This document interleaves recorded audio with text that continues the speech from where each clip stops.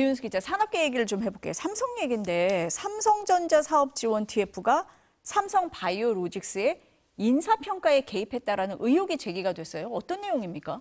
네, 시작은 전산 사고였습니다. 삼성 바이오로직스 인사팀이 관리하는 폴더가 사내 내부망에 누구나 볼 수 있는 상태로 이제 노출이 된 건데요. 특히 그중에서 서초라는 이름의 파일이 문제가 되고 있습니다. 서초는 삼성전자 사옥이 있는 곳이죠. 이름처럼 이 파일은 삼성전자 사업 지원 TF에 바이오로직스 인사팀장이 인사와 노무 현안을 보고하는 대화 내용이 담겨 있습니다. 성과급 지급 대상을 가이드대로 뽑을 수 있을 것 같다. 저성과자는 과감하게 하위 평가를 확대하겠다. 특정 노조가 과반 노조가 될 정도의 영향력이어서 임금 인상 여파가 우려된다는 등 인사와 노무 현안을 마치 상사에게 보고하듯이 주고받는 내용이 담겼습니다. 삼성전자 사업지원 TF는 2017년 국정농단 사태로 해체된 미래전략실을 대신해 생긴 조직인데요. 삼성의 실질적인 2인자인 정현우 부회장이 책임자로 있던 곳입니다.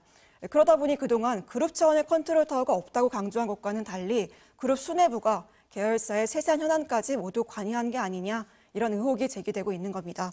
게다가 노조 지도부와 저성과자를 따로 관리하고 사내 정신상담센터를 다녀온 직원 기록을 갖고 있던 점은 경우에 따라서 부당 노동행위로도 볼 수 있거든요.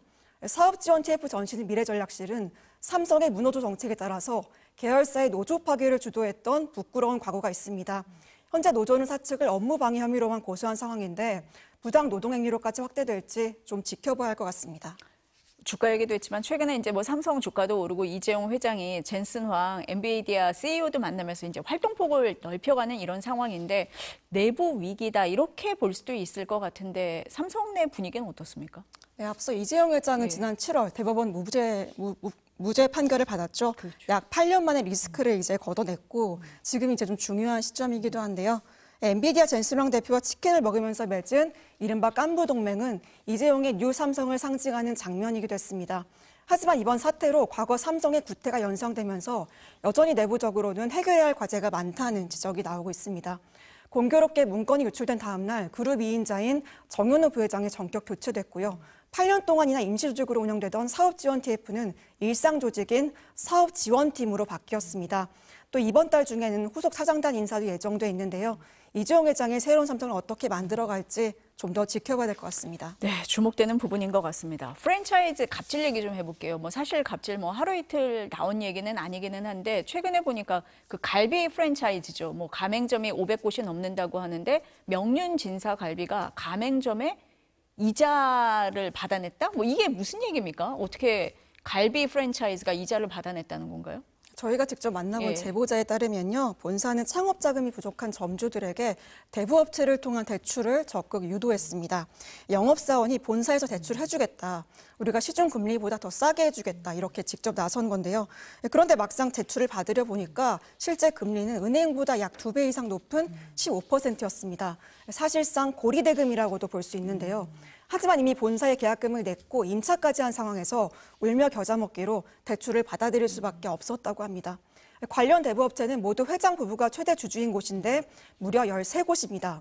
업체 자산이 100억 원이 넘으면 지자체가 아닌 금융에 등록을 해야 되는데요. 이를 노려서 쪼개기 병법한 게 아니냐, 이런 의혹도 불거지고 있습니다.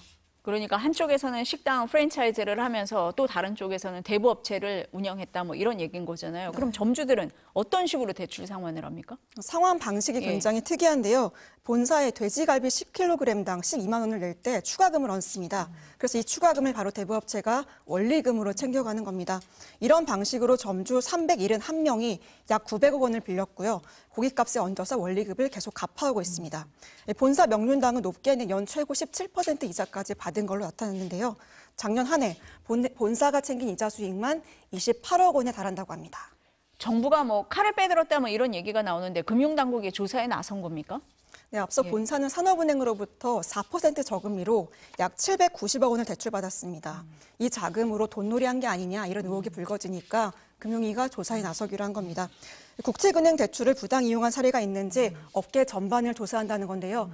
이에 대해 명륜당은 산업은행 정책자금을 대부업에 전용한 사실이 없다는 입장이고요.